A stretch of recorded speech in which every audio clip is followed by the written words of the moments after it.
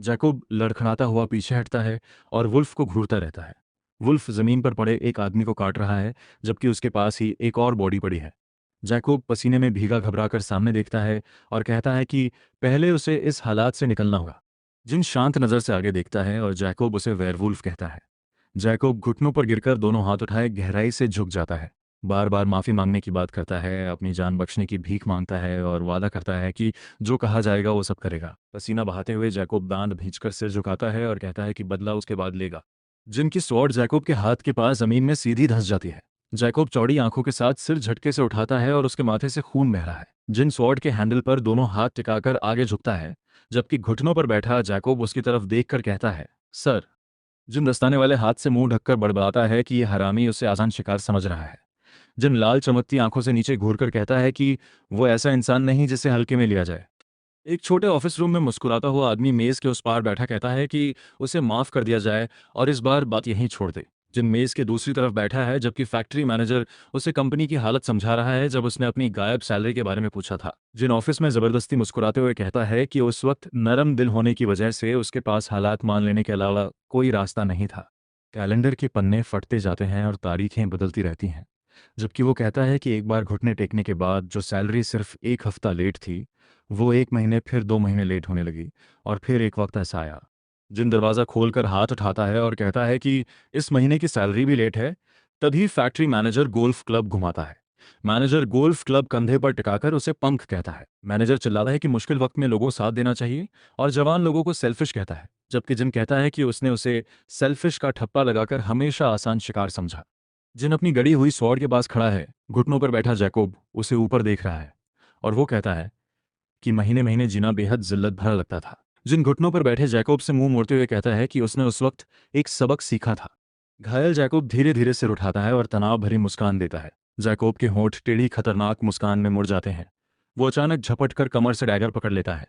वो जिनके पीछे हवा में छलांग लगाकर डैगर उठाता है और चीखता है कि वो मर जाए। जिन लाल चमकती आंखों से सिर घुमाकर हाथ ऊपर घुमाता है। जैकोब ब्लेड नीचे लाता है, लेकिन जिन अपने हाथ से ही उसका वार रोक देता है। जिन स्वॉर्ड उठाए सामने घूरकर कहता है कि दूसरों को ठगने वाले लोग पछतावे का मतलब नहीं जानते। जैकब का चेहरा डर से जम जाता है, क्योंकि उसे समझ आ जाता है अब क्या होने वाला है। जिनकी स्वॉर्ड बिजली जैसी चमकती है और उसका सिर काट देती है। खून हवा में छिटक पड़ता है। जैकब का कटा हुआ सिर हवा में घूमता है और चारों तरफ खून उड़ता है, जबकि नीचे जिनकी क्लोथ हवा में लहरा रही है। जिन लाल चमकती आंखों के साथ सिर झुकाता है। खून उसकी क्लोथ पर फैल चुका है और वो कहता है कि इस बार वो कभी भी आसान शिकार नहीं बनेगा। जिन गिरी हुई बॉडी के ऊपर खड़ा है, जबकि खून अब भी हवा में उछल रहा है। जिन हल्का सिर घुमाकर कहता है, नौ दिन। उसके सामने एक बड़ा वुल्फ खड़ा है, मुंह में छोटी पाउच लटकी हुई है। और जिन कहता है, अब अगला नंबर इस मटका है, तो इसके साथ क्या किया जाए। वुल्फ सिर नीचे करता है और पाउच उसके सामने जमीन पर छोड़ देता है। तब जिन कहता है, लगता है अभी के लिए इस वुल्फ ने उसका साथ देने का फैसला किया है। पाउच खुली हुई जमीन पर पड़ी है और उसके अंदर कई गोल्ड कॉइन्स दिखाई दे रहे हैं। जिन अपनी स्वॉर्ड वापस शीथ में सरकाता है और नीचे देखता है। जिन सींगों वाले वुल्फ के सामने खड़ा पूछता है, you want to tag along. और वुल्फ चुपचाप उसकी तरफ देखता है। जिन झुककर वुल्फ के सिर पर हाथ रखता है, उसकी दस्ताने वाली उंगलियां वुल्फ के सिर को सहलाती हैं और जानवर आंखें बंद कर लेता है। जिन हल्की मुस्कान के साथ वुल्फ को नीचे देखता है, वो वुल्फ के सिर पर थपकी देकर कहता है, क्लेवर थिंग। जिन बड़े वुल्फ के पास खड़ा उसका सिर सहलाते हुए कहता है, अब से साथ मिलकर रहेंगे मट। ऊंची फोर्टिफाइड वॉल और लकड़ी के वॉच टावर के नीचे एक बसावट की छतें कतारों में फैली हुई हैं। बहते बादलों के ऊपर आसमान में हल्की रोशनी फैल रही है। जिन कमरे के अंदर बिस्तर पर उठकर बैठता है, जबकि सींगों वाला वुल्फ खाली बॉल के पास फर्श पर सो रहा है। जिनके होठों पर हल्की मुस्कान आती है और वो कहता है कि ये एकदम परफेक्ट डीप स्लीप थी। वुल्फ शरीर फैलाकर जोर से जमाई लेता है और जिन बिस्तर के पास हाथ उठाकर कहता है कि सुबह इतनी ताजगी भरी लग रही है जैसे वो उठ सकता हो।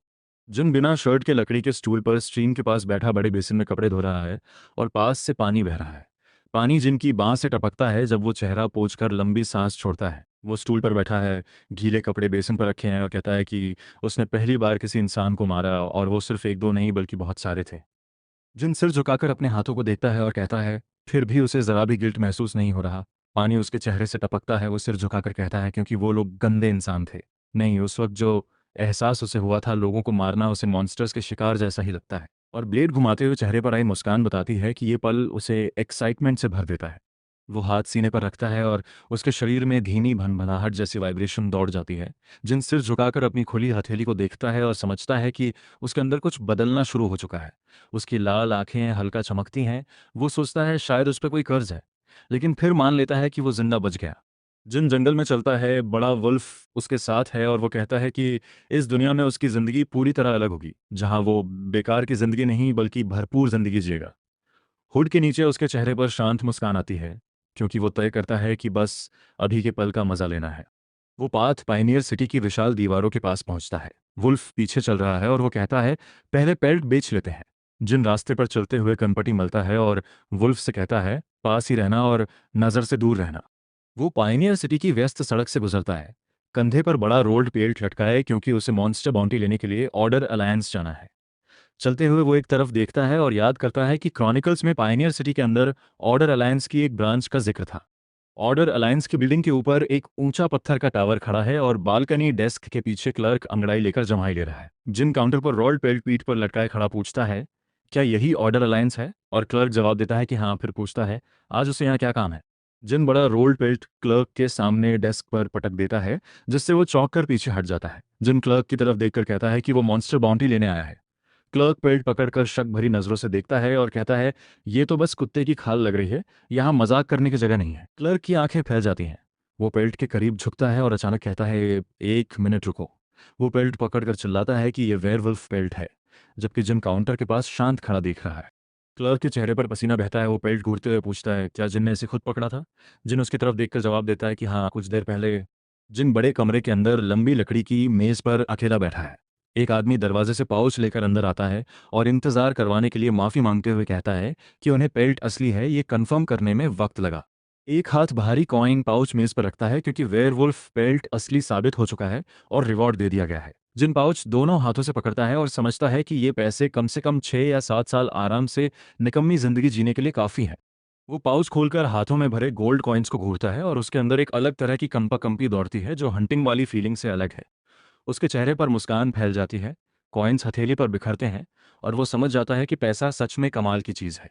वो किसी की आवाज़ सुनकर सिर घुमाता है और सवालिया नज़र से जवाब देता है। एक आदमी उसके सामने खड़ा पूछता है, क्या वो एक और रिक्वेस्ट लेना चाहेगा, क्योंकि उसे उससे एक फेवर चाहिए। जिन हल्की मुस्कान के साथ आगे झुककर दोहराता है, रिक्वेस्ट। वो आदमी सिर के पीछे खुजाते हुए समझाता है कि पास की क्वारी में हाल ही में एक मॉन्स्टर आ गया है और वो बहुत बड़ी मुसीबत खड़ी कर रहा है। क्वारी की सुरंग के अंदर दो वर्कर्स दरवाजे पर झिझकते खड़े हैं। अंधेरे में लाल चमकती आंखें उन्हें घूर रही हैं और कहा जाता है कि मॉन्स्टर्स की वजह से क्वारी इतनी खतरनाक हो गई है कि ब्लड स्टोन माइनिंग रुक चुकी है, जिससे सिटी बर्बादी के किनारे पर पहुंच गई है। एक माइनर जमीन पर पड़ा है, जबकि दूसरा आदमी शराब की बोतल पकड़े है और कहा जा रहा है कि वहां का मॉन्स्टर वेयरवुल्फ से भी ताकतवर है। वो आदमी जिन की तरफ इशारा करके कहता है कि उसे यकीन है जिन ये काम संभाल सकता है। जिन उसकी तरफ देखकर पूछता है, किस तरह का मॉन्स्टर है? आदमी की बातों में चमकती लाल आंखों वाला खोपड़ी जैसा डरावना क्रीचर उभरता है और वो कहता है, उसका नाम मैट स्कल है, जिसकी बाउंटी 70 गोल्ड कॉइन्स है। जिन हल्का सिर घुमाता है, क्योंकि उसे याद आता है कि उसने क्रॉनिकल्स में मैट स्कल के बारे में पढ़ा था। एक विशाल खोपड़ी चेहरे वाला मॉन्स्टर जिनके ऊपर मिलरा रहा है। जिन स्वॉर्ड निकाले उसका सामना कर रहा है, क्योंकि उसे याद है कि वो इस क्रीचर से पहले भी लड़ चुका है। मैट स्कल के पास सख्त खोपड़ी और जलती लाल आंखें हैं।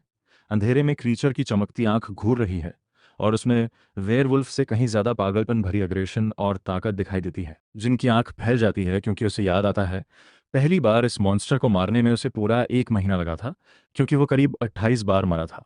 वो आदमी मेज के पार इशारा करके पूछता है, क्या जिनको लगता है कि वो मॉन्स्टर को दबा सकता है? जिन हल्का सिर टेढ़ा करता है और चुप रहता है। उसकी आंखें लाल चमकती हैं। वो मुस्कुराता है और जवाब देता है, ऑफ कोर्स।